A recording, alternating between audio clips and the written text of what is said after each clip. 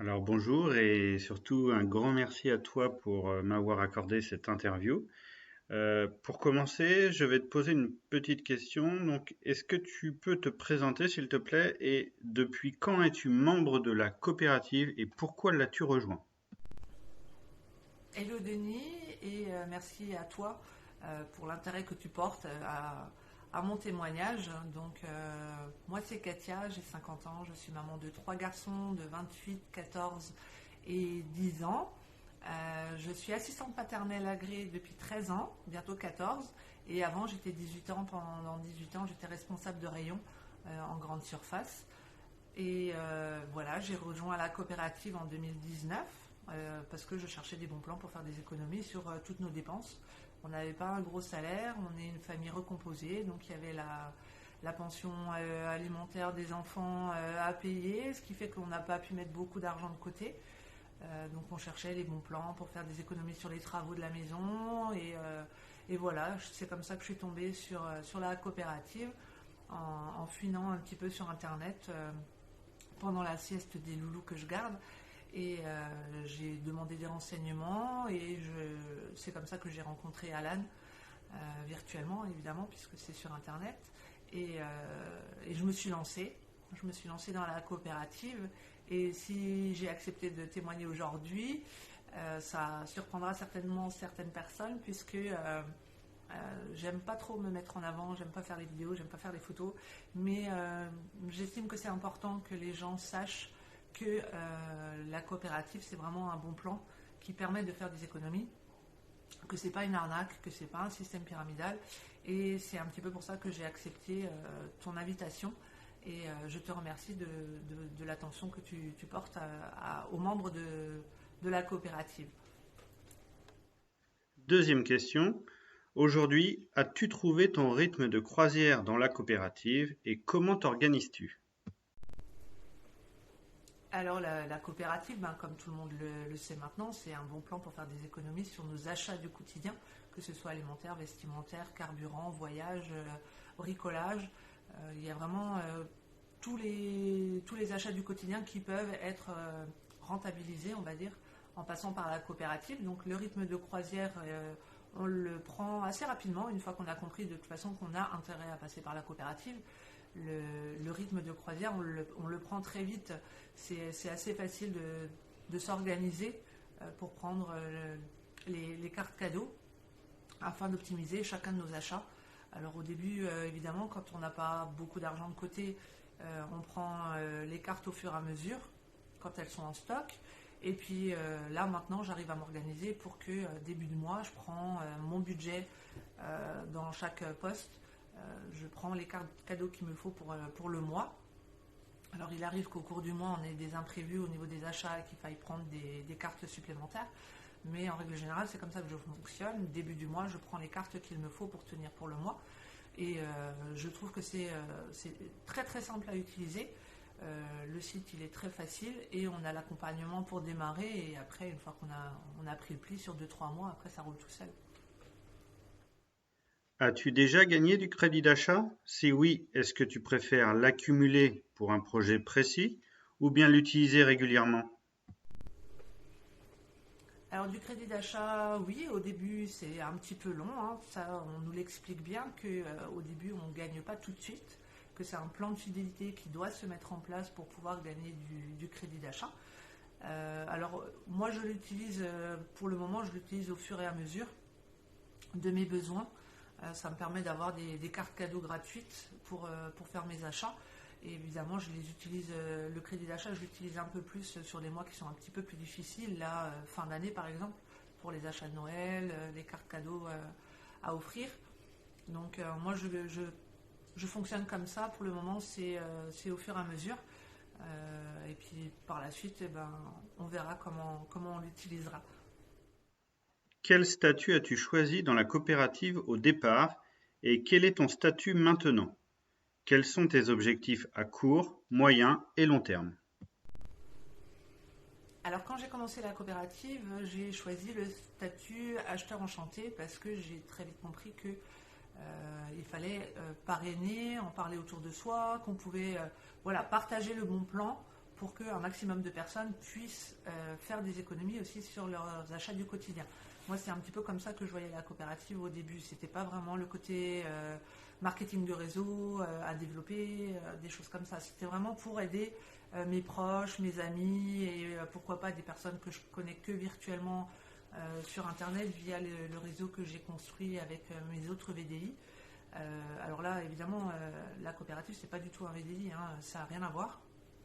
Mais j'avais choisi donc le statut acheteur enchanté pour pouvoir partager, parrainer et faire des économies à toutes les personnes qui voulaient entrer dans la coopérative.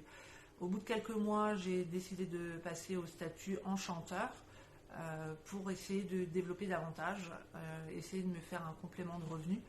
C'était un petit peu pour ça que j'avais déjà commencé d'autres VDI, c'était pour faire un complément de revenu, pour pouvoir améliorer notre pouvoir d'achat et notre quotidien. Pas forcément pour des gros projets, mais déjà pour améliorer notre quotidien et arriver à ne pas finir dans le rouge chaque fin de mois. Quand on a une maison, un terrain, et c'est une maison d'occasion, c'est une maison où il y a eu beaucoup de travaux à faire, donc forcément on y met un budget monstre. Et là maintenant de pouvoir rentabiliser chaque achat, même dans le bricolage, dans la rénovation de la maison, de l'extérieur et tout ça, c'est vraiment trop génial, quoi. Et donc les objectifs à moyen court terme, à court terme, c'est d'améliorer le pouvoir d'achat, de pouvoir prendre de plus en plus de cartes cadeaux gratuites pour faire nos achats du quotidien. À moyen terme, c'est de pouvoir garder moins d'enfants et de pouvoir me consacrer un petit peu plus à ma maison, ma famille, mon terrain, mon potager que j'adore faire. Voilà, pouvoir profiter un petit peu de la vie, tout simplement, et d'être un peu moins dans le stress de la routine quotidienne avec les enfants que je garde, parce que ça reste un petit peu stressant. Et à long terme, eh ben, pourquoi pas ne plus payer du tout mes courses grâce au crédit d'achat, qui, je le sais, tombent de plus en plus souvent et sont de plus en plus importants. Donc à long terme, de toute façon, c'est le but, hein, c'est d'améliorer nos retraites aussi, puisque on le sait maintenant, il ne va pas falloir compter sur le gouvernement pour nos retraites, donc c'est maintenant que ça se joue. Et Emrys, c'est vraiment une opportunité en or pour pouvoir faire des économies et améliorer aussi notre pouvoir d'achat de demain. Une question intéressante. Est-ce que tes proches, ton entourage te soutiennent dans cette aventure? Alors, concernant mes proches, j'ai des amis dans la coopérative, j'ai des parents employeurs qui m'ont suivi dans la coopérative. J'ai mon mari qui enfin me suit bien, c'est-à-dire qu'il a enfin compris que lui aussi il avait intérêt à utiliser la coopérative au maximum. Alors il en parle aussi autour de lui et on essaie de partager au maximum dans le but qu'un maximum de personnes puissent faire des économies sur leurs achats du quotidien. Si ce n'est pas trop indiscret, peux-tu m'en dire un peu plus sur tes gains en crédit d'achat, s'ils sont réguliers, si l'autofinancement est proche, s'il est atteint? Alors l'autofinancement, on en est encore loin, mais je suis déjà loin de ce que j'imaginais au niveau des économies que je pouvais faire grâce à la coopérative. Moi, je me disais que si j'arrive à économiser ne serait-ce que 500 euros en quelques années, ce sera toujours mieux que l'ACB qui ne me rapporte rien du tout. Une fois que l'argent est sorti, il est sorti. Alors que là, en passant par la coopérative, l'argent qui est sorti nous rapporte de nouveau quelque chose au final. Donc l'autofinancement, on en est encore loin, mais là, ça va faire à peu près 2 ans qu'on a vraiment un recul sur les gains et on a dépassé les 2300 euros. Donc moi, j'estime que rien que ça, c'est déjà énorme. 2300 euros, c'est bien plus qu'un salaire d'assistante maternelle. Donc moi, je continue à dire et à crier à qui veut l'entendre que c'est une bonne façon de pouvoir mettre de l'argent de côté, de pouvoir améliorer son quotidien, de faire plaisir à ceux qu'on aime, de pouvoir faire des extras dans notre vie, de pouvoir sortir plus souvent au restaurant, de pouvoir faire plaisir à un gamin qui veut quelque chose de particulier, de ne pas toujours lui dire c'est pas ton anniversaire, c'est pas Noël. on peut pas, on a ci, on a ça. Et ben voilà, la coopérative nous permet de faire plaisir aux enfants et ça c'est juste énorme quoi. Une fois membre de la coopérative, est-ce qu'il y a un suivi d'équipe derrière pour savoir comment commander dans la boutique, comment bien recommander ce bon plan? Alors je sais que c'est compliqué pour certaines personnes de rejoindre la coopérative parce que ça semble un petit peu complexe au niveau du système de fidélité. Et en fait c'est un petit peu pour ça que Emrys fonctionne par parrainage. C'est parce que il faut avoir un accompagnement pour comprendre le fonctionnement du système de fidélité. Pas pour commander les cartes cadeaux, ça c'est assez simple à comprendre, mais après tout le système de fidélité qui est assez complexe, c'est mieux d'être bien accompagné. Donc c'est important de choisir la bonne personne pour vous faire rentrer dans la coopérative. Et ensuite, si vous êtes dans la coopérative et que vous n'avez pas l'accompagnement dont vous avez besoin, il faut chercher d'autres personnes qui peuvent vous l'expliquer. Parce que Emrys, en fait, c'est une grande famille où tout le monde est là pour s'entraider. Il n'y a pas de compétition, il n'y a aucun intérêt à la compétition, en fait. Puisque, je veux dire, c'est pas... c'est les gains sur... Enfin, pour moi, je parle pour moi, c'est vraiment les gains sur nos achats du quotidien qui importent et l'économie qu'on peut faire sur les achats du quotidien. Donc moi j'ai quelqu'un même qui ne vient pas, enfin que c'est pas moi qui l'ai fait rentrer dans la coopérative. Je veux dire, j'ai quelqu'un qui me pose une question, je vais lui répondre. Je veux dire, il y a des personnes qui sont venues vers moi par rapport à l'achat de la voiture qu'on a fait via la coopérative.